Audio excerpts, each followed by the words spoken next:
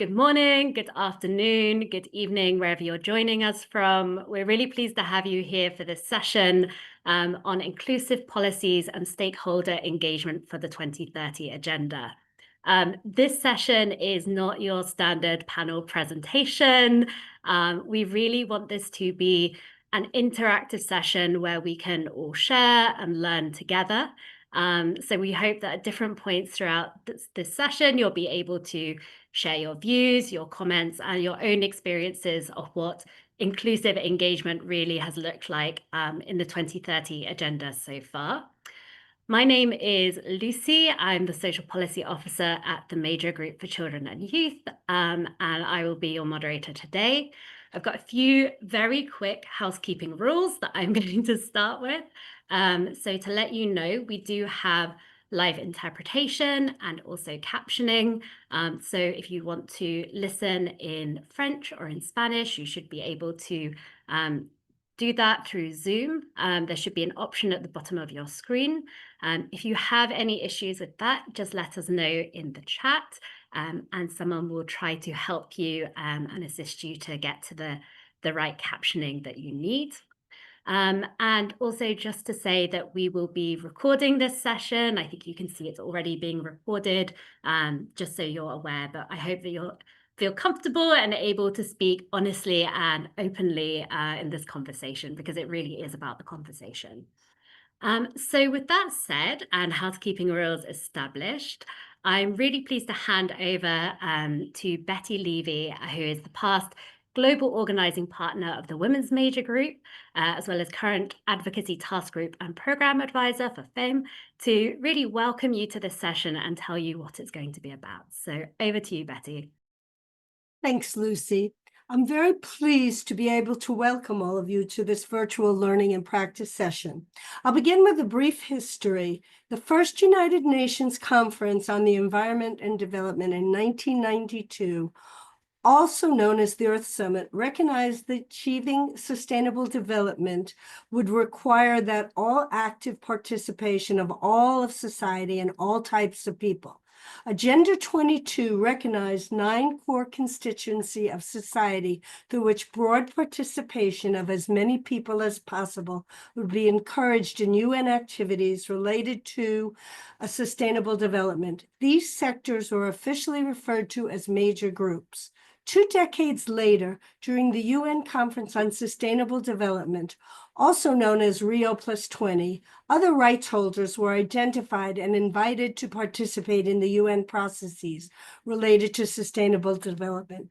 Today, there are 22 major groups and other stakeholder constituencies known as MGOS, and the newest in 2025 is the Stakeholder Group for People of African Descent.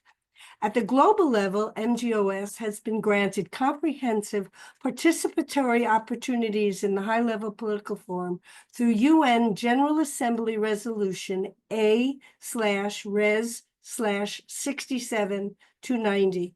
Please look that up. It's really key. Para 15 states that while retaining the intergovernmental character of HLPF, major groups, representatives, and other relevant stakeholders should be allowed to attend all official meetings of the forum, have access to all official information and documents, intervene in official meetings, submit documents, and present written and oral contributions, make recommendations, organize side events, roundtables, in cooperation with member states and Secretariat. While we operate as individual groups, we come together in the MGOS coordination mechanism, which is self-organized and governed civil society space that is fully volunteer, and each of the stakeholder constituencies have their own organizational structure and governance. We are not an extension of the UN, nor are we an organization, but a network of volunteers. We dedicate our time to hold our decision makers and the staff of the UN accountable to uphold the obligations and our human rights. We do not have core fundings nor a secretariat. My personal journey at the UN began when in 2011, I was assigned to the Women's Major Group as the UN prepared for Rio+20 with the intersessional meetings in New York. Initially, the major groups focused only on the environmental pillar, but with the creation of HLPF, the major groups not only increased in numbers, but also in scope. We now focus on all three pillars: social, environment, and economic. The expansion of the scope and the numbers created a huge learning curve for all. Instead of focusing only on environmental issues, we now were faced with new members who brought other issues and concerns to the table. However, it was an exciting time for MGOS, as together we worked with member states and UN entities from 2012 to 2015 to create the 2030 Agenda and the SDGs.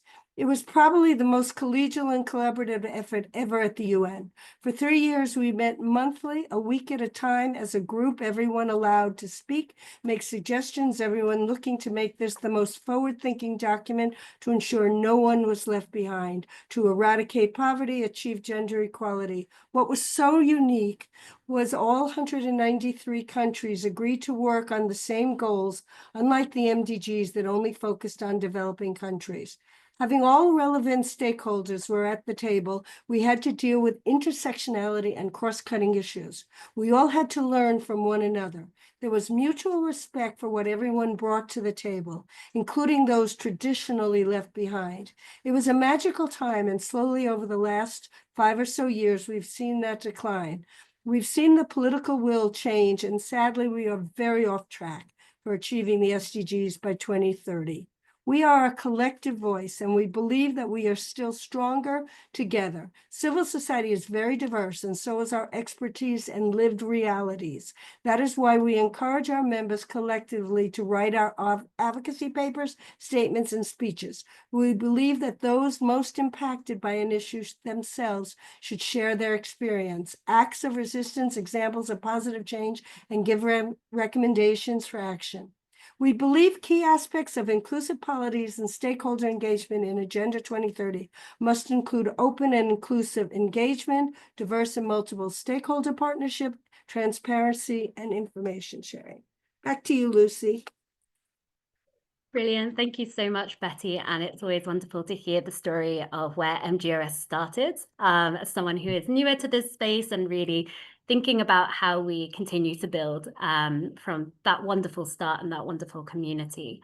So drawing on some of the things that have already been mentioned, we've talked about, examples of positive change, the centering of lived realities, and the importance of intersectionality.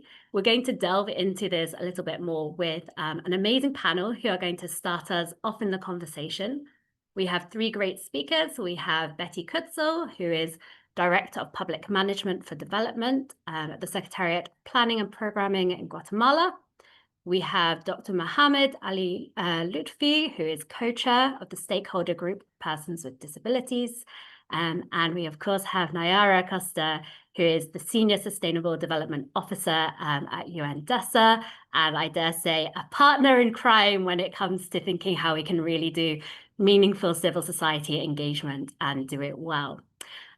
So with that said, I'm really interested to tap into your experiences of doing inclusive engagement. What has worked, what has been challenging, and where can we go next? And I'm going to come to you, Betty, first, and really, thinking about where we are. So it's 2025. We have 5 years left to 2030.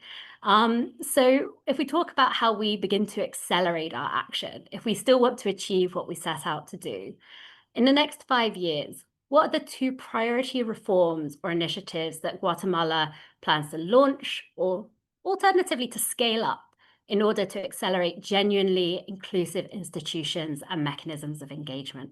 I look forward to hearing from you, Betty.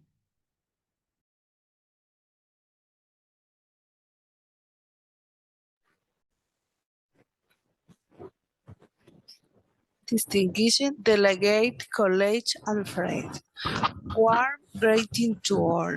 On behalf of Government of Guatemala, I would like to express our sincere gratitude to the organizers for the opportunity to share the progress and key action our country has undertaken to promote the inclusion of women, youth, indigenous people, and persons with disability with the framework of the Sustainable Development.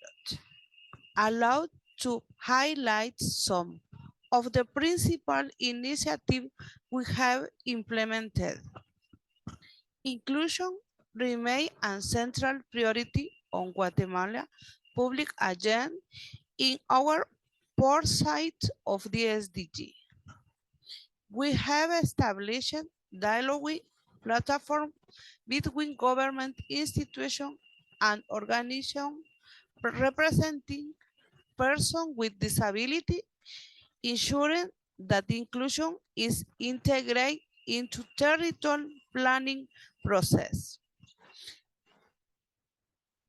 Despite progress, we continue to face important challenges such as the lack and disaggregated data, infrastructure, and service that are not yet full accessible, and avoid reliance on external funding in key sectors such as health, employment, and education. Significant gaps remain, particularly effective persons with disability. We have launched the National Inclusion Plan for the Person with Disability 2023-2032 with indicators aligned to SDG.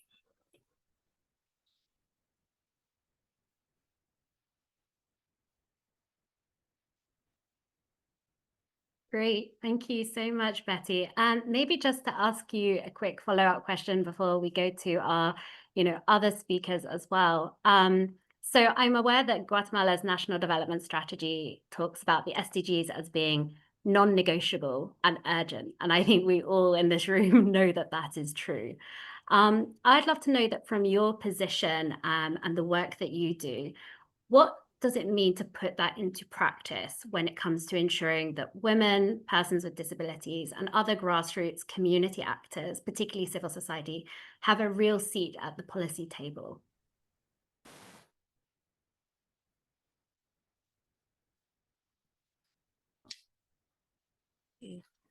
Okay. The President Secretary for Women led the development and implementation of policies that safeguard the fundamental rights of women and girls. In addition, the National Office for Women under Minister of Labor has played a pioneering role in promotion and defense on this right. Its assembly includes representatives from both the public sector and civil society, ensuring many participation of women in public office and decision-making space. Among our most recent achievements, we highlight the approval of the Guatemala Sign Language Law, ratification of the Marrakesh Treaty, and enactment of Disability Certification Law. Currently, the Congress in rewrite the proposed law on equality and right of persons with disability, which aim to establishing comprehensive legal framework for the protection and promotion of their rights. Furthermore, the First Lady of the Republic is the national cause for the person with disability, and joint effort that bring together civil society and organization of persons with disability to advance toward a more just and inclusive society. Thank you very much. Thank you so much, Betty. That's really powerful as well to know what is happening in Guatemala and the progress that you're making. I'm going to turn to our next speaker, Dr. Mohammed Lutfi, and we've Audio talked a now little bit. unmuted. Voiceover off. We've talked a little bit about the importance of centering the voices and the agency of persons with disabilities.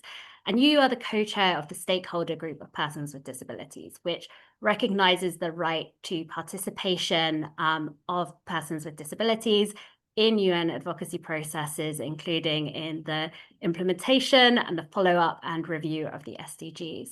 So, Dr. Lutfi, I would be really keen to hear from you how digital inclusion for persons with disabilities has progressed as we've looked across the implementation of the SDGs. And what are some of the critical gaps, the lessons that you've learned, and what needs to happen next? Over to you. Thank you, Lucy. Before I get started, there are a few factors that we need to keep in mind, and let me start with the following. First, we need to recognize, strengthen, increase, and use data on persons with disabilities. We need to ensure the meaningful inclusion of persons with disabilities and their representative organizations in the entire data value chain. Data must reflect the reality of persons with disabilities to create effective evidence-based policies and programs. The Amman-Berlin Declaration, endorsed by more than 100 governments, UN entities, regional organizations, and development banks and funds at the 2025 Global Disability Summit, commits to strengthen efforts to gather data and evidence-based evidence on the situation of persons with disabilities and on disability inclusive international development and cooperation, as well as humanitarian action in order to enhance our policies, strategies, and programs. Unfortunately, persons with disabilities are one of the groups most left behind in SDG implementation, with only three global indicators for three or more countries that have available data to be disaggregated by disability. To address this, we support the recognition and use of citizen data, especially led by organizations of persons with disabilities, to fill critical data gaps and measure progress. One way we are doing this as the stakeholder group of persons with disabilities is via the multiple stakeholder collaborative on citizen data, in which we are on the steering committee. Through this initiative, we are working with stakeholders, including the UN system and national statistical offices, to build a framework for using citizen data to ensure that the most marginalized groups are included in SDG implementation. Another example of OPDs engaging in the VNR processes is the generation of qualitative data by producing more than 25 evidence-based SDGs parallel reports between 2019 and 2024, focused on addressing multiple barriers and challenges faced by persons with disabilities in the implementation of the SDGs. Second, going back to your question, we must close the digital divide for persons with disabilities. Digital inclusion is essential for persons with disabilities to access vital information, especially during times of emergencies. 80% of persons with disabilities live in the global south, and around 90% does not have sufficient access to assistive technologies. In addition, many persons with disabilities face barriers to regular mobile internet use. To address this, OPDs must play a meaningful role in all stages in ensuring full and equitable inclusion in digital spaces. Governments need to collect and analyze disaggregated data by disability to understand how to address the digital divide, build systems that allow for disaggregation uh, uh, in the next emergency, and support communities to gather citizen data to highlight critical missing information in this regard. Mobile and financing industries and governments should ensure that smartphones and mobile internet data are more affordable for persons with disabilities, such as through special tariffs or subsidies. Governments need to adopt international standards on digital accessibility and inclusion in areas like Internet of Things, websites, mobile phones, and emergency alert systems. As stakeholders, let us build on the current momentum of online and digital services, keeping these services available and expand them as they are regressing, and at the same time ensure full inclusion and equity for all. Thank you. Great. Thank you so much, Dr. Mohammed. And I think you touched on some really important points there, from data to representation through to digital inclusion, and great to hear some of those very tangible, I think, examples of the work that you're doing. I think maybe if I could just ask you a follow-up question, because I'm really struck by that idea of kind of data and making visible our intersectional identities. So we know that very often when we look at progress against the SDGs, whether that be at the national level, the regional level, or the global level, we're talking big Audio data. now unmuted. Voiceover off. We're talking about populations. And so there are those that are made visible in that data and those who are not visible in that data, and their lived realities are not necessarily reflected. Where do you see some of the opportunities for civil society in these conversations to really bring forward those lived experiences and to highlight perhaps data, maybe data from a national level that is not necessarily always seen in these conversations? I see we're at the High Level Political Forum this week and next week, and we have the voluntary national review process. So, for example, do you think there is a role there for persons with disabilities and civil society to be more actively involved in the VNR process? I'd really love to know your thoughts. So, for us, data collection practices disaggregated by disability should start from the national level. Any dialogue all the way up to VNR level, HLPF, so on and so forth, has to be established from the ground.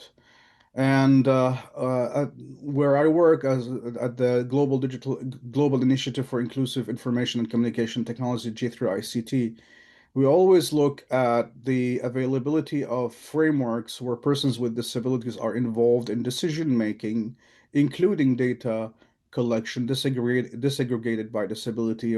This year, we launched the Digital Accessibility Right Evaluation Index, where we look very closely and targeting around 155 countries to see whether countries have been committed to the implementation of the Convention on the Rights of Persons with Disabilities, as well as the SDGs.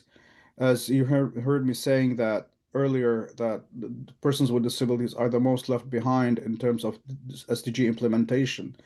And we want to see that persons with disabilities are involved in councils on disability rights, on, for example, technology, and including like collaboration with national statistical offices. But more than that, we just to say that we are collecting data just to collect data is not enough. We want to see how this data collection is reflected through policies such as education, employment, smart cities, independent living, and see how this is also enhanced via knowledge sharing, training, education programs, and also how this is reflected throughout uh, government policies, for example, public procurement. So these are issues that need to be addressed more, you know, more substantially through negotiations and dialogues with governments at all levels, starting from dialogues between organizations of persons with disabilities / civil society and governments from the national level all the way up, reaching here in New York, where I live near the United Nations, where we see that unfortunately dialogues between civil society, including organizations of persons with disabilities, continues to shrink with member states. We need to see that more enhanced again, so we get our voices heard at all levels. I hope I answered your question. Yes, thank you so much, Dr. Mohammed. And I'm really struck hearing you say this because I guess as a young woman coming from both the youth movement and the feminist movement, some of these conversations are very much the ones that we all have actually in our movements. We talk about the need for age disaggregated data. We need to talk about the need for, sex and gender disaggregated data.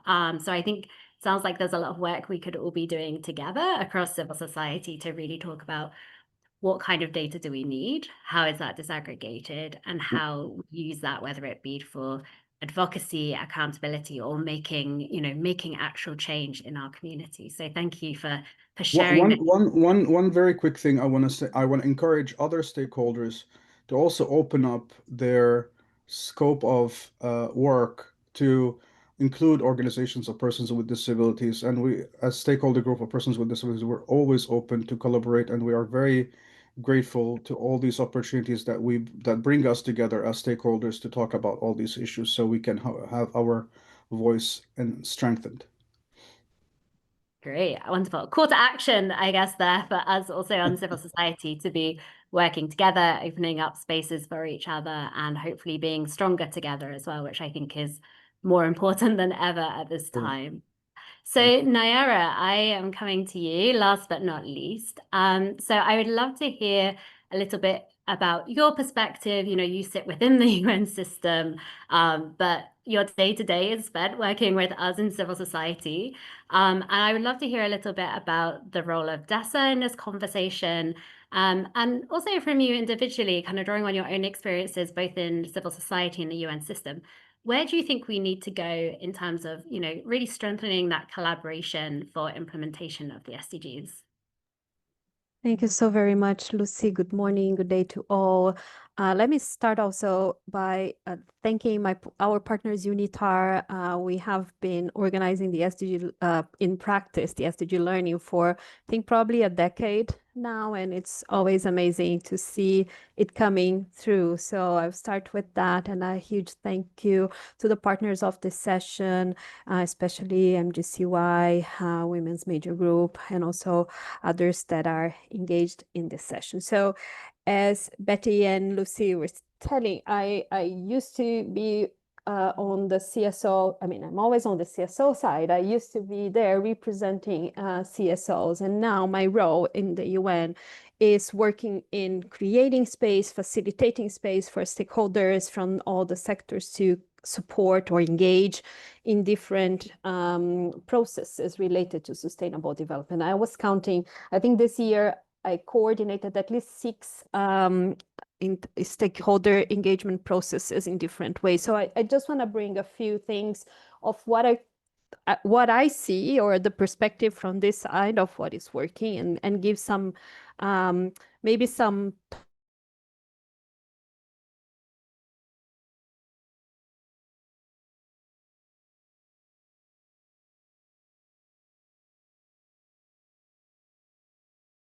analytical and concrete sense of space shrinking, especially at the local level. It's saying here my internet connection is unstable. You flag to me if it starts breaking. Sorry. You froze a little at the beginning. So if you're able to just go back to where you were starting, Nayara, I think that would be great.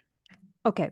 Yeah. So I'll just start by saying that, I'm bringing some perspectives from the where I am at the global level, working with stakeholders on a daily basis, and things that I feel work, and things that I would encourage colleagues to consider also moving forward. So first one is space. So it's interesting because at the same time that we face the discussions, the challenges, and especially colleagues on the ground, the concrete perspective of space shrinking and of the challenges for stakeholders to engage or to work with their governments or to deliver their messages. At the global level, we have a strong call for stakeholder engagement, for mobilization. When I started 8 years ago here in this position, I had to talk to them about the importance of stakeholder engagement. And now they call me in the very first time and say, I want everyone in the room.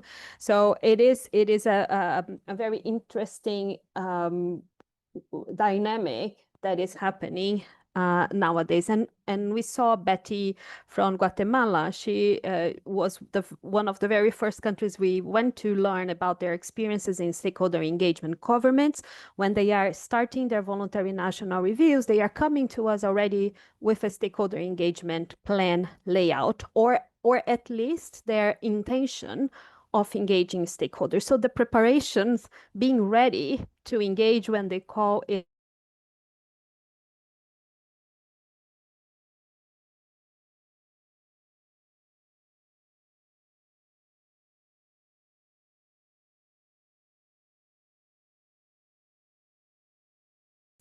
Of course, we had COVID, etc., but it's really huge. And stakeholders, they are coming. You invite to create the space, and they come.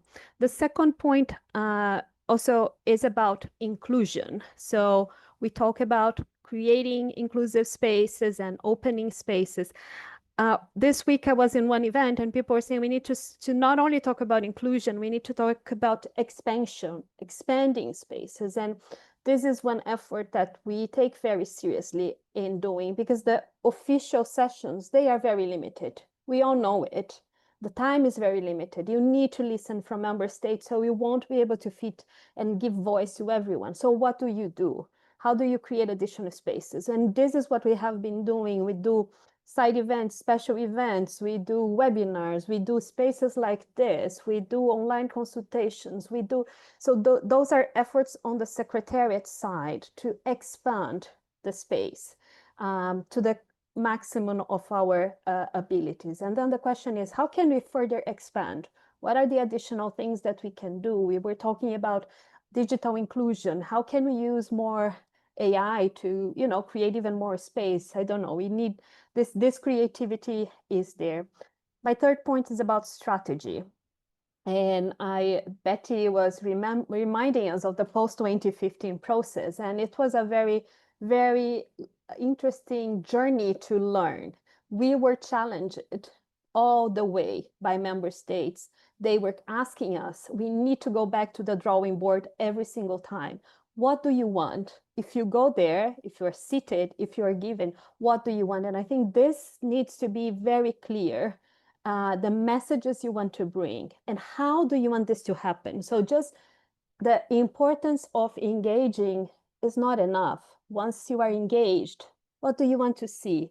What do you want to see? We are gonna do the water conference next year. What are the messages you want to see there? So those are things we really need to be strategic. One thing that I see is working very well is emphasis on storytelling. So shortened statements, our attention is very short. I can imagine we have how many colleagues on this call?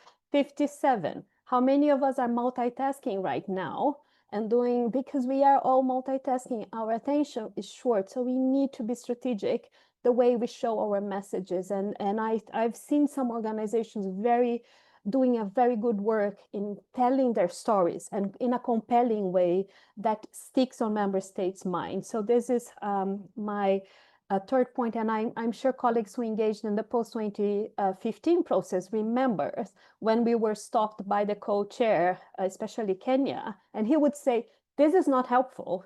This is not what I want.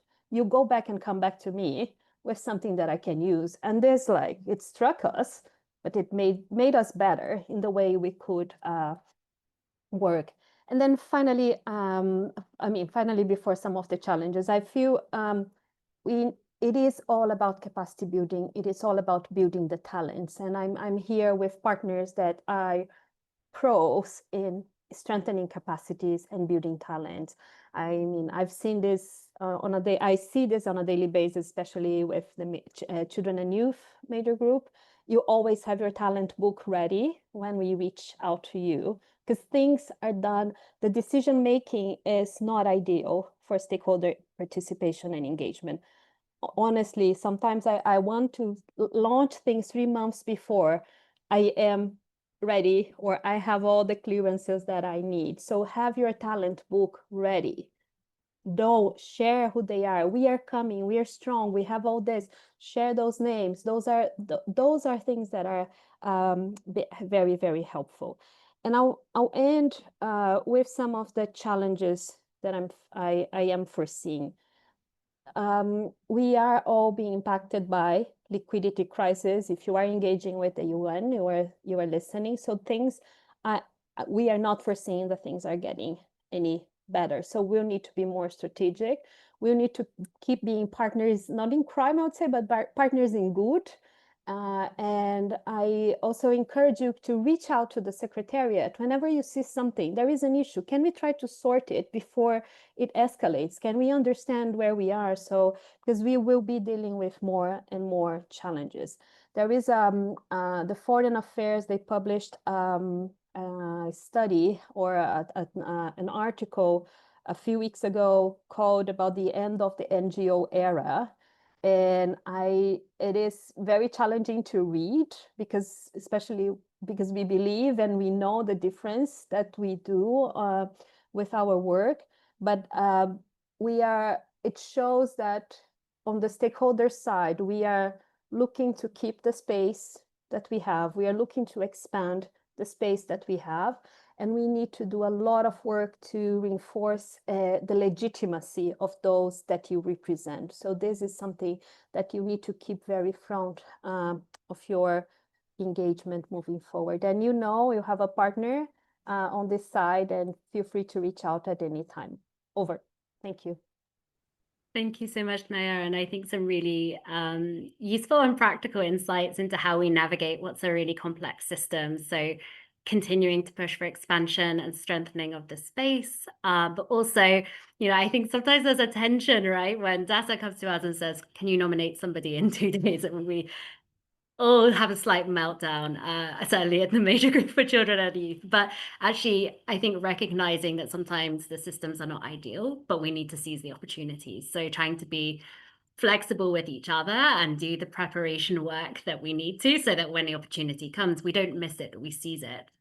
Even if we think, oh, we wish we'd had, a month to be able to do this process. So I think that's also really great to hear that reflection from your side. One of the things we've had a lot, I think, from civil society in recent months is that concern, about the liquidity crisis and worrying that, it will be used as an excuse to backslide on, some of these really progressive modalities of engagement that we are seeing in the global space, rather than saying, actually, if there is less resource and less money to go around, how do we strengthen the partnerships? How do we strengthen the co-design? So I think, that's something that's very much on our minds. And what I'm hearing from you is that we need to be a little bit more creative, maybe in the process, to try and respond to that, but also to keep hammering home that message about why it's important, why it's non-negotiable. Actually, I wanted to get your reflections a little bit more, because you mentioned the water conference. And one of the things that really struck me when I've seen this water conference process is like the focus on engaging civil society early in co-design. So really thinking about actually, let's set the agenda of the conference together, not just here is the conference and here is where maybe we can try and squeeze you in as civil society. So do you think those are modalities that we could, try and apply to more processes? Are there ways to kind of advocate for that early engagement and kind of co-design of these processes? And are there things that you are on your radar as opportunities for us as civil society here? Thank you so much, Lucy. One thing that is a big challenge is every single conference, every single process has a different modality. So if it's challenging for us, who this is my day job, right? Implementing modalities for CSOs, it is I can even imagine. That's why we do a lot, everything that we can to share the information, to make it a little bit more understandable. I think the water conference is a very good opportunity because it very much depends on the hosts. The hosts, they give us the flavor of the conference. So we have UAE and Senegal. They are very keen and very vocal about having an inclusive process. At the same time, the intergovernmental machine takes some time to develop and to, for us to be ready, for me to come to you and say, I need this or that. So my advice is for the groups interested in engaging in that conference. And I feel that one will be super strategic because it's December 2026. And then imagine 2027, we start preparing for the SDG Summit that will trigger the Beyond 2030 process. So we need, it's also about precedent. One thing that I have been doing a lot is reporting on stakeholder engagement. We are reporting on for all the conferences, so we always start from that. So I would say start preparing your key messages, start building your talent book. Be visible to the secretariat because we then, we know who is who and who is interested, and we guide. Go reach out to the co-hosts. Do not wait for us to go to you. Reach out to the co-hosts and to the to the friends, the champions of your causes, so we can build that space. There will be a big lead. There's the way they are framing. It's going to be interesting. The co-chairs will have a lot of a role. So they're interesting new modalities to explore and learn. Over. Thank you. I love that. And also, yeah, starting to set the precedent now and find those examples of really good practice that we can then leverage when we're trying to influence the modalities of future processes feels like a really good call to action here. I know for many of the major groups, we're now starting to look a bit more upstream in processes at those initial modalities resolutions, because it can be very hard later on to try and carve out the space. So you start, you get it there in the text, and then you use that as your anchor or your wedge to open up the conversation later on. So thank you for sharing that. I think I promised at the beginning, didn't I, that this is going to be interactive and we're going to have the opportunity to discuss and reflect together. So I'm going to move us quickly into the interactive portion of this session. And really here, this is about hearing from all of you who are in the call. You are our speakers, you're our participants, you're our experts for this conversation. What we really want to do is to talk together. You may have some questions for the presenters, and we welcome those. You may also want to share your own experiences of where inclusive practices or partnerships have worked really well, or, not saying they will have to be good examples. You could also tell us where they haven't, or where you've been trying to fix things, maybe at the national level. But yeah, really, I see, there's already a conversation that started in the chat around some of this, and we would love to hear from you. So I'm going to open the floor now. And if you'd like to come in, perhaps just put your hand up, because we're not too many people, so I can invite you in to either ask a question or to share a reflection on what you've heard. So I think I see Marilos. Do you want to come in? And then Jenny.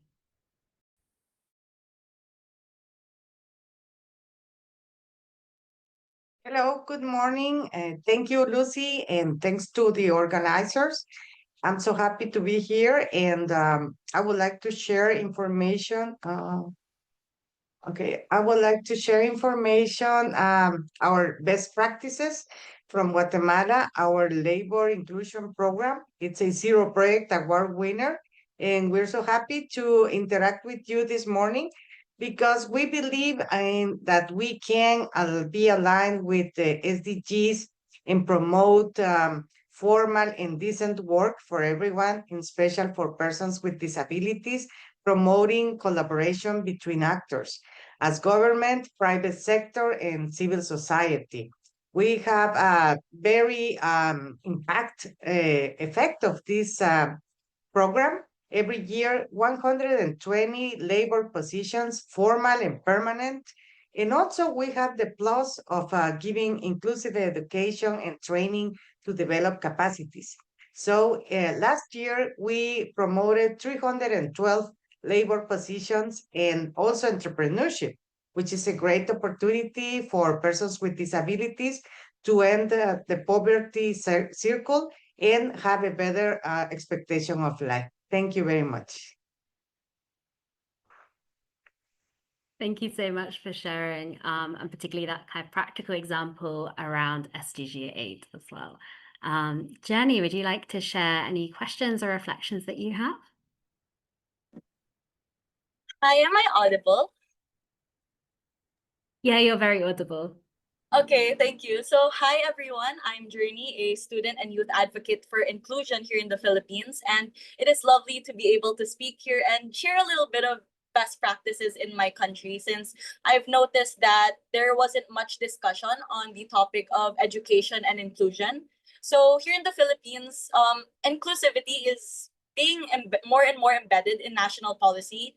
And so there are laws such as Magna Carta for persons with disabilities, the anti-discrimination ordinances in progressive cities, and the gender and development framework serve as key legal foundations. So these aim to promote equal rights for women, the LGBTQIA plus community, persons with disabilities, and such. So for instance, all government agencies are mandated to allocate 5% of their budget to gender and development related programs. Meanwhile, education policies have been updated to encourage gender sensitivity, culturally responsive learning, and accommodations for diverse learners. But while these national frameworks are important, it is often in schools and communities where real inclusivity is tested and practiced. So I am currently a student, a high school student in De La Salle College of St. Benilde, where I study. I've had the privilege of seeing inclusion in action every day, actually, since we do not talk about diversity, but we live it. Our college has been a pioneering center for inclusive education that supports deaf students, people with disabilities, and neurodivergent learners through academic accommodations and accessible learning environments. So this isn't just a side program. It is so in our batch, deaf students are not only integrated, but they lead. So some of them hold positions in the student government, they lead organizations and advocate for communities with confidence and clarity. So what is more impactful is that we are taught how to create this inclusive community together. So through shared classes, activities, and campus-wide efforts, hearing students learn Filipino Sign Language and culture. We also reflect on aspects such as privilege, we examine bias, and most importantly, we practice empathy to the point where barriers often faced outside aren't present inside campus, and students bring these lessons outside as well. So as a student, I've come to understand that inclusion isn't about lowering the bar, but rather redesigning the room so that everyone can enter, participate, and thrive because of this. So intersectionality to us isn't just theory in academic texts, but rather lived experiences for students like me, working alongside batchmates who are deaf, queer, neurodivergent, and come from different faiths or ethnicities.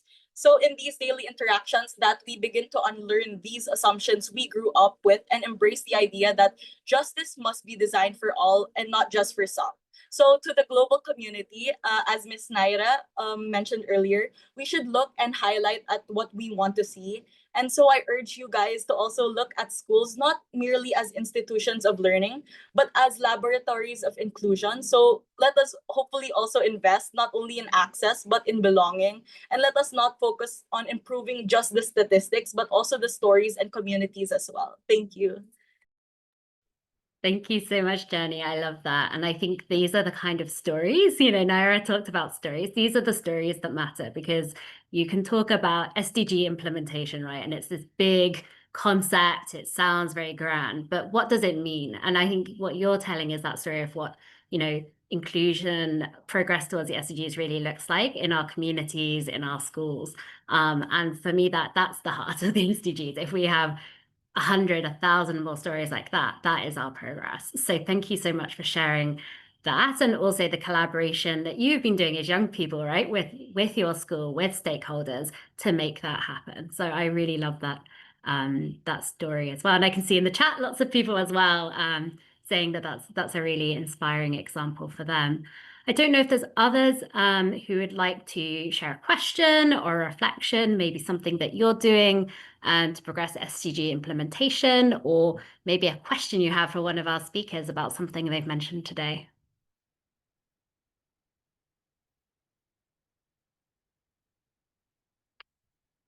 Everyone's very quiet. It must be that midweek slump, but that's okay. Maria, do you want to come in? Hi, everyone. I hope you can hear me well. My name is Maria. I work in Berlin, Germany. For an OPD, we are the self-representation of independent living here in Germany and the umbrella OPD for all 30 centers of independent living here in Germany. So, as you know, this year was the Global Disability Summit in Berlin, and I was also part of the Civil Society Reference Group for organizing the Civil Society Forum. And yeah, it's very important to be engaged in these kind of bigger things as an OPD. There are some things I observed and I find really important to acknowledge. First of all, when we have these discussions about SDGs or everything, big like the SDGs, one thing that always is missing is the perspective of persons with disabilities living in institutions. Of course, they are mostly not. I think even today are not here because they are in institutions. But I sometimes feel like if we would have more of these specific perspective, because many people all over the world, even in Germany, live in institutions for persons with disabilities, and they do not have a voice. They often do not have internet or any connection to the outside world. So I think that's something we have to always put into perspective and think about, okay, how can we include persons and their perspectives, especially from institutions? That's the first thing that I think is always missing. The second thing that always comes, as I observe all the time, is that when we talk about donors and stakeholders for all these bigger events and for all the things like SDGs, all these people working as stakeholders and working in these organizations, stakeholder organizations, are not persons with disabilities. That is, I personally think, a big problem sometimes, because we talk about inclusion, but the persons themselves are not in these organizations of donors and stakeholders, and then they kind of miss, even if they work on focus of inclusion and persons with disabilities, they often don't have the perspective a person with disability has. So I think that's very problematic, and that also leads me to the third point, which is that with all these big conferences, for example, the COP, the climate conference that's coming this year in Belém, in Brazil, we see that persons with disabilities are not included into it. Like we have the climate UN climate framework, or the United Nations framework on climate change, but persons with disabilities are not in it. And we see that sometimes these big events, like the social summit will be, like the GDS was, like the COP will be, these are very big events with lots of stakeholders and persons involved in it. But the persons who are affected the most of crisis, for example, persons with disabilities, are not really represented that well, and also the OPDs. I myself, I had to deal with Germany as a co-host, and the ministry that was part of organizing the Global Disability Summit here in Germany. And we, as OPD, we were the only ones with the specific perspective of persons with disabilities. And sometimes we said things that are very normal for us in terms of accessibility or whatever, or perspective of persons with disabilities. And they were not really, seen or heard. So in the end, we had this big event here in Berlin, which was very important and was a big chance. But afterwards, yeah, there's kind of also a sour feeling what will happen afterwards, and whether really a lot of representation of OPDs and all kinds of processes of these big events. I'm not quite sure about it. I have to be really honest there. So yeah, so these are my point of views from the very practice in every day I have. And yeah, accessibility is key, and also including all voices, not only the voices who are in daily life dealing with high level topics, and but also the ones who are not seen and heard in regular basis. Thank you. Thank you so much, Maria. And I think that's such an insightful comment as well about, what true inclusion looks like.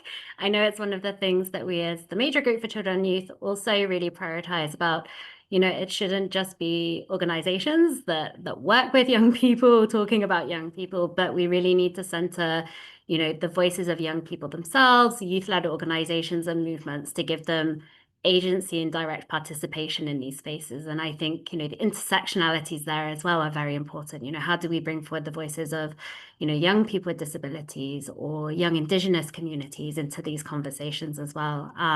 So there's a lot of intersectionality, but also I think the importance of lived experience as expertise. So beyond lived experience, but maybe lived expertise in these conversations, because it does bring that story. It brings the truth of where policy and practice sometimes disconnect, right? So, you may have this wonderful sounding policy or national framework, but then someone will tell you, well, actually, the story looks very different on the ground, or this has not touched our lives.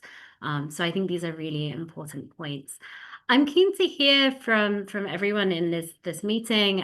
Maybe if you have examples of where you've used a global space or a global agreement to try and move forward more inclusive implementation at country level. Because one of the things we hear sometimes in these kind of conversations is people say, it can be really difficult to access the right stakeholders. It can be really difficult to access the government back home. But then actually, sometimes I come to the global space and, I suddenly find I can have this conversation with them and spark up, a relationship that I wasn't able to initially at the national level. So I'm just keen to hear if anyone has any examples of where, maybe they've been involved in kind of national implementation structures and any learning from that. Betty, I don't know if you have any examples potentially, Betty Levy, on where Women's Major Group has maybe seen some of that, global to national translation happen.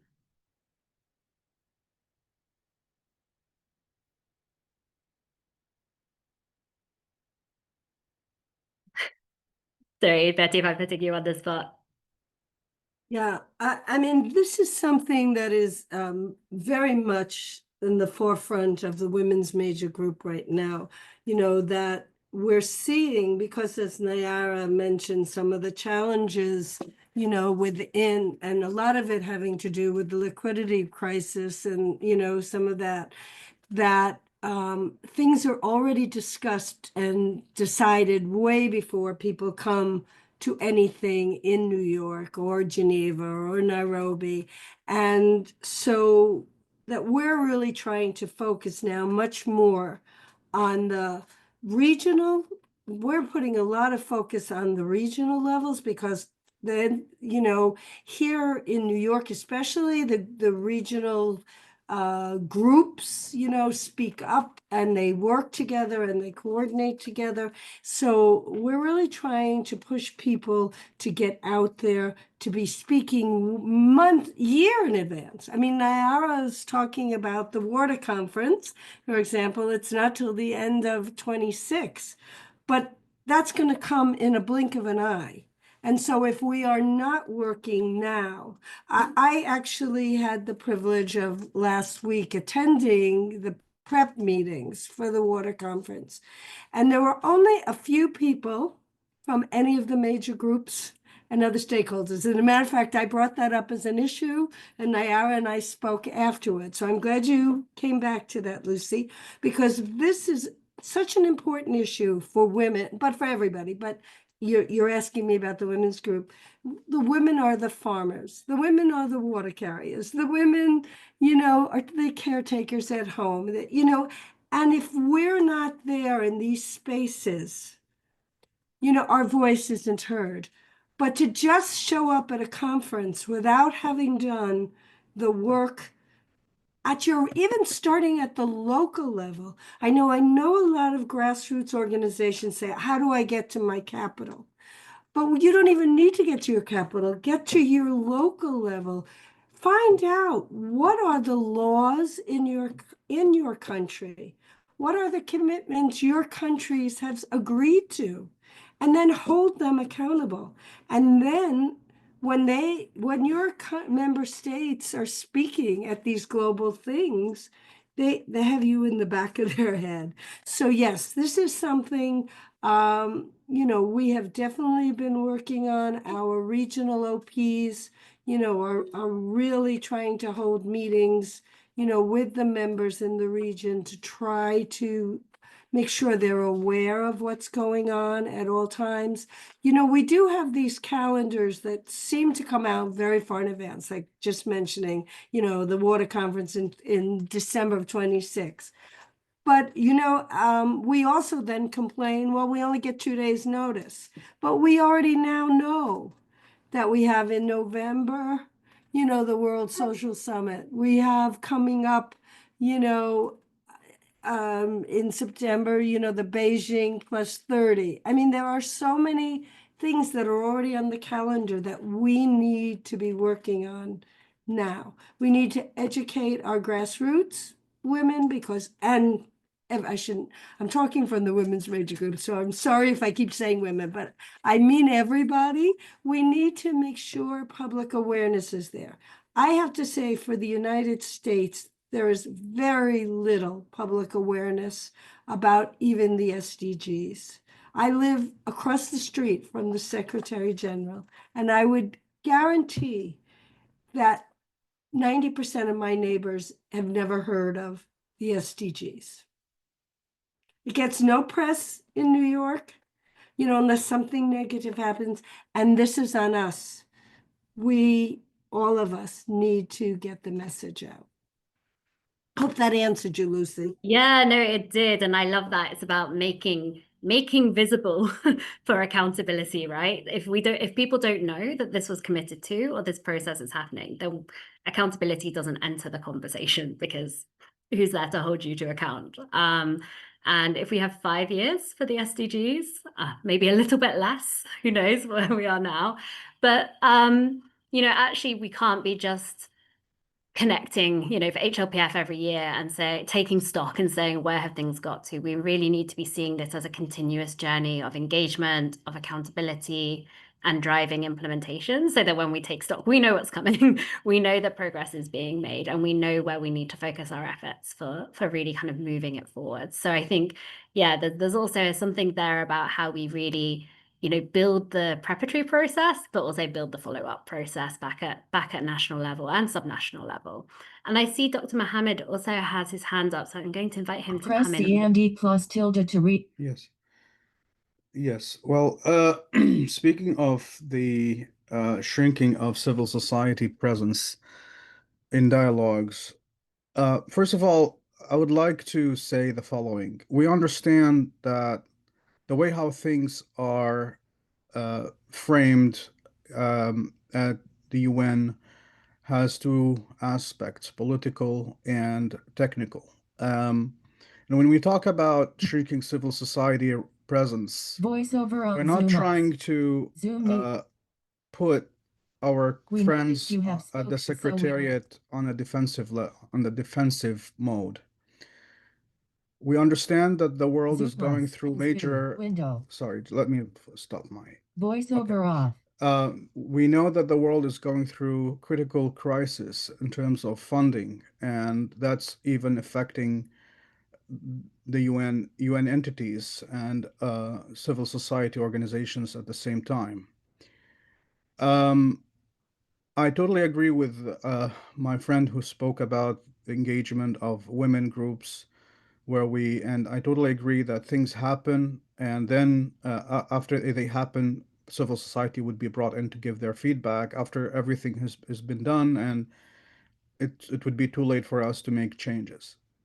When we talk about shrinking the role of civil society is an excellent evidence of why the SDGs have not been successful. And we only have 5 years, and we keep talking about the same things for over the last 10 years.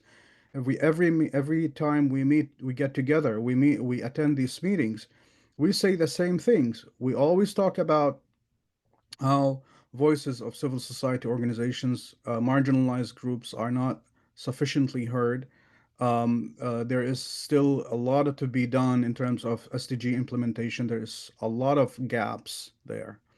So, what I would like to recommend, I think, people at the UN know the UN from inside better. You know what is challenging for you. You know what kind of pressure you have. you know your way of, or you know how communication can be more effective at the UN. I think we need to work together to establish kind of like practices and strategies where this communication between civil society and the United Nations can be more efficient and can be more effective, especially if we think that we are only have 5 years to go about the SDGs, and we will talk about new SDGs later, and we don't know how the things will go because we're not very optimistic about how the world will continue.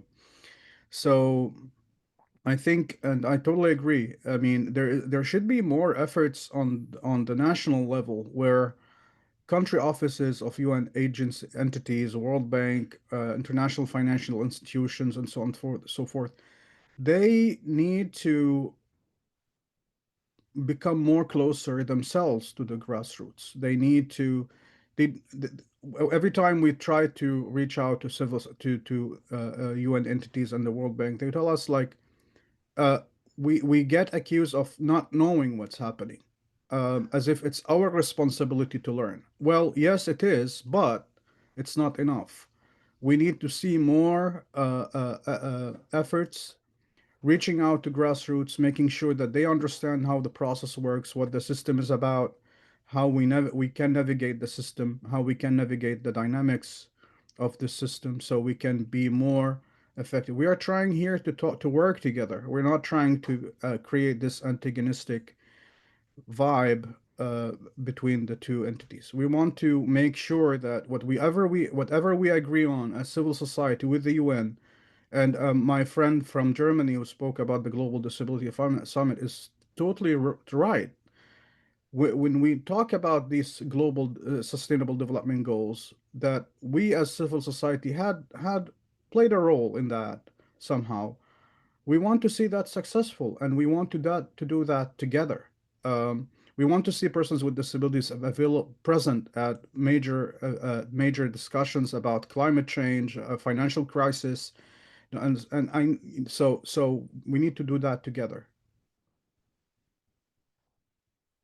Great. Thank you so much, Dr. Mohammed. I'm going to take 3 more questions or reflections, and then I'm going to turn back to our original panel to get their thoughts on what they've heard. So Marilos, I see you've got your hand up, and if anyone else would like to come in, this is the time to also put your hand up so we can invite you into the conversation. Thank you very much, Lucy. Well, I agree with all the comments, and we believe that the first thing is to create conscious. It's not just a matter of the minorities. It should be a matter for all of us in the society. And think that we are talking about human rights, not charity, for women, for persons with disabilities, for vulnerable groups. In Guatemala, what we are doing is to interact and give voice to minorities and vulnerable groups.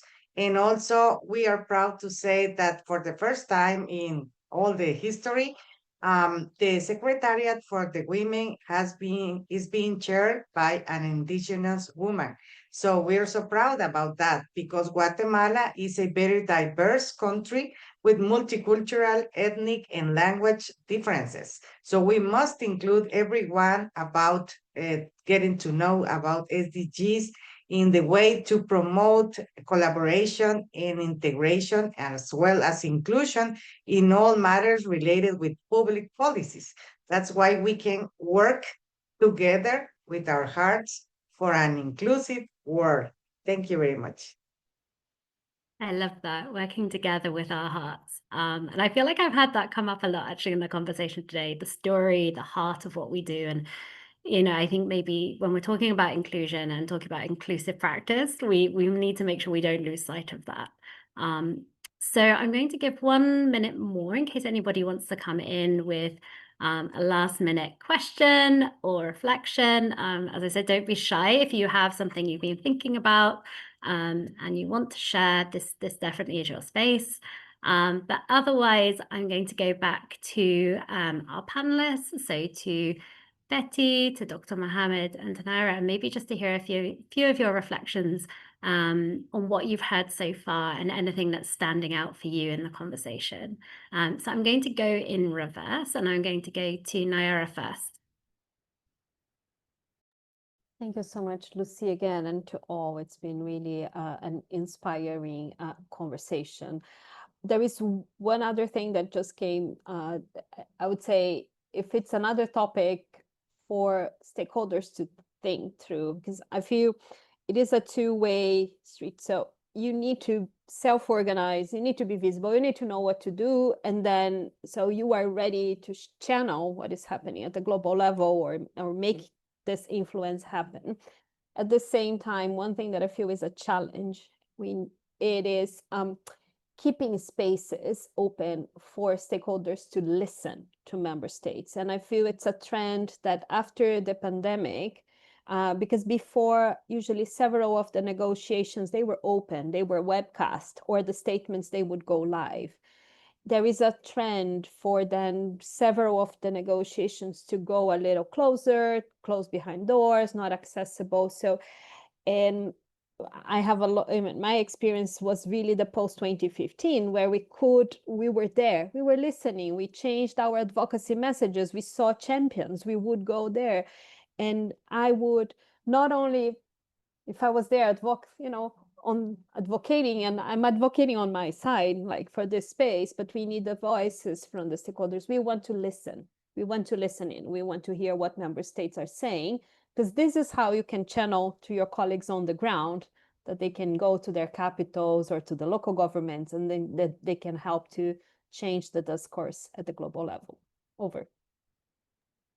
Absolutely. I know we find that we manage to sneak into most places now as the children and youth, but some of the doors that used to be already open now require a little bit more of the sneaking in. And I agree that I think, that does feel like a recent change and something that it would be great to kind of address, because it is also about hearing how the conversation is evolving and see those opportunities to go in and to change the course of the conversation, even if that's not an intervention from the floor, but that more discrete advocacy and interaction that actually is usually what kind of forms the foundation of kind of changes in the text. So I'm going to go to Dr. Mohammed next. I know you shared a Audio few now unmuted. already, but anything else that strikes you in this conversation? I think we've been listening to member states enough and for many years. And if I mean, how are we going to listen to member states if we don't have enough space to talk to them? And we are not, again, we want to work together. But in order for us to work together, we need to be given more space to do so. I mean, in my presentation, I spoke about the Global Disability Summit and the declaration that was adopted and endorsed by 100 governments, UN entities, regional organizations, financial banks, and banking Genesio and Sala. funds. But we are not seeing this being materialized, and we know why. Because there are lots of crises that are happening in the world, and the world has different priorities. This is why we need to work closely with the secretariat of each UN entity. We are your allies. We need to work together. Civil society Genesio Sala Maui. civil society is organized. But when we are faced with lots of barriers and roadblocks in platforms and forum like this, we get distracted trying to focus on how to break these barriers instead of focusing on what our priorities are, what we want to communicate. So it's kind of like wasting our time trying to break barriers instead of like saying what we want to have to, what we need to say. So this is why we are saying all this. So we should work together. It's not either or. So, and we've listened enough. We need to have more dialogue instead of just listening. Thank you. Thank you, Dr. Mohammed. So expanding all spaces. And yeah, your comments also made me reflect on, when you've got 2-minute intervention from the floor and you've got so much to say and you think, but I'm going to have to say, you know, we need to be more involved in these conversations. Like, you already are taking up part of your time by having to say, we need to be involved in the process before you can even like have the time to be able to talk about like what are the substantive and technical priorities. So we also lose the space because we're always having to advocate, like to have that kind of expanded space before we even get into the substance of what we're doing. So yeah, I think definitely a good call to action of really kind of expanding all of those spaces and trying to embed, you know, some of these practices so we don't always have to be repeating the same things, which we know, you know, about the importance of civil society inclusion and co-partnership. And I'm going to go to our last speaker, who is also the first speaker who set us off. So Betty Kutzel from Guatemala. I don't know if you have any final words or reflections you want to share from what you've heard today.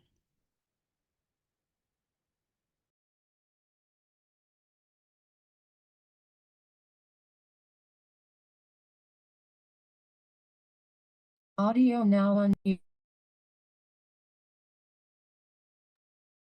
Okay, I think we might have lost Betty for the moment. So if Betty's able to come back in, we can give her the floor for a few minutes. But I think if not, then that's the end of our interactive segment. It's been really amazing hearing from all of you. I've been taking down some notes on the side of things that have inspired me, of things that I think I want to take away and use as strategies in the major group for children and youth. So I hope you're all doing the same and taking some inspiration from the colleagues, our speakers, our panelists, but also the peers in this conversation who have told us the stories of how they're making change and making inclusion a reality on the ground. So I'm now going to pass over to Rosario Galares, who is Intersectionalities and Cross-Movement Collaboration Senior Officer at IDA, which, by the way, is a fantastic job title. And I really want to be Intersectionalities and Cross-Movement Officer for MGCY now, because I think it's great. But we'd love to hear your reflections on what you've heard. And really our call to action, where do we go from here? So over to you, Rosario. Thank you so much, Lucy. Thank you so much for your fantastic work as moderator. And good morning, everyone. Now I am in Fiji doing a training, and for me, it's very early in the morning, but it's 18 July instead of 17 July. Okay, thank you so much for this fantastic panel. I think we have heard a lot of voices, especially the government of Guatemala. I really appreciate the attendance of government of Guatemala to be part of this panel. We also hear Dr. Loffield talk about closing the digital divide and also talking about the relevance of having citizen data generation. And we heard Nayara talking about specifically how we need to be strategic with our messages, with our key messages. What the storytelling is really important now for our advocacy work. And I think we also heard from the audience all the concerns about different things, about inclusive consultations, about the institutionalization of persons with disabilities. That's why I think now I would like maybe to focus more on what will be our next steps. Because now we are here collaborating, the Women Mayors Group, the group of agents, the stakeholder group of persons with disabilities, the mayor group for children and youth. And this is something that we need to keep doing. We need to explore other ways to collaborate together, not only in side events or in this kind of trainings. We definitely need to create these mechanisms in order to collaborate more.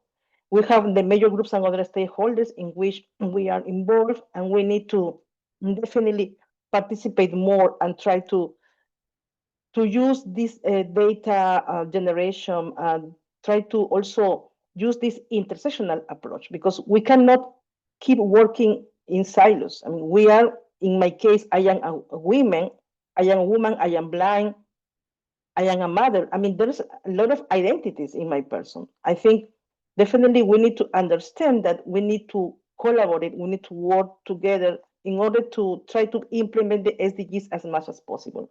It's true that we only have 5 years to finish the 2030 agenda, and all the SDGs cannot be implemented due to different challenges that we are facing. But definitely we need to keep talking, and we need to keep collaborating for the post-2030 agenda in order to open this dialogue for new discussions.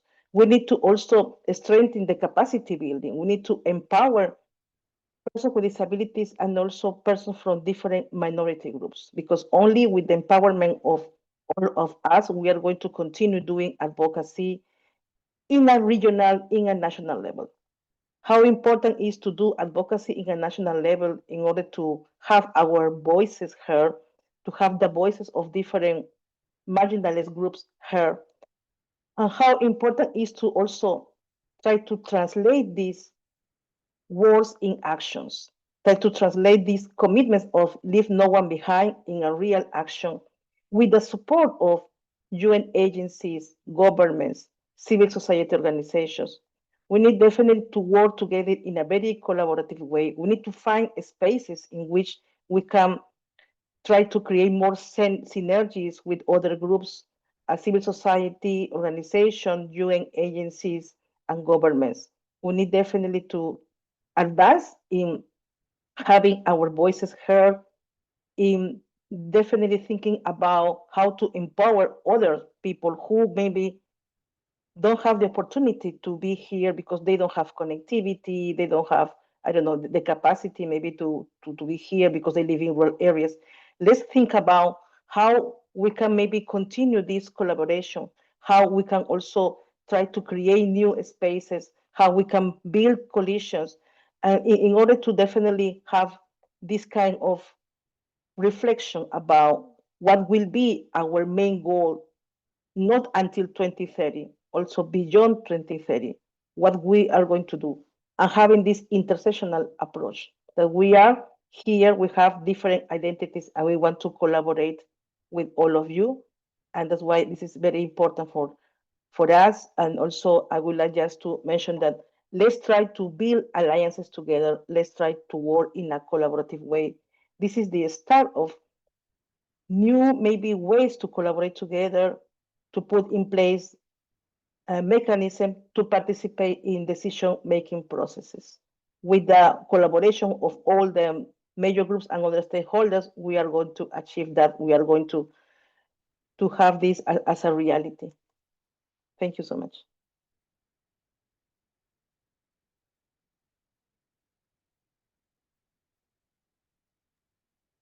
Wonderful. Thank you so much, Rosario. And I think that was a wonderful note to finish on as well for our session. So thank you so much for everyone who's joined us today, for sharing your thoughts, your insights.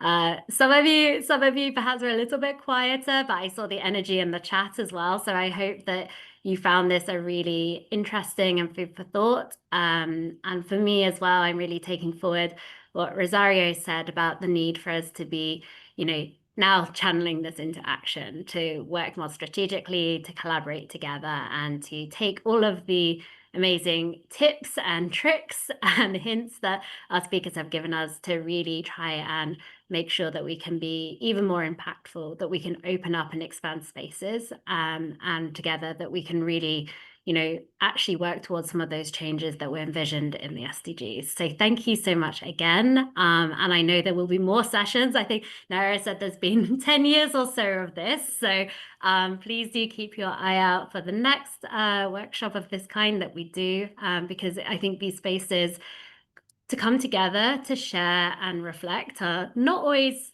we don't always have them, right? Sometimes we're so busy doing our work and we're so busy getting on with all of the problems that we have on our plate that we don't have time for these conversations. So I think these are really valuable, and hopefully we can have many more of them. Have a wonderful rest of the day, and hope to see all of you again.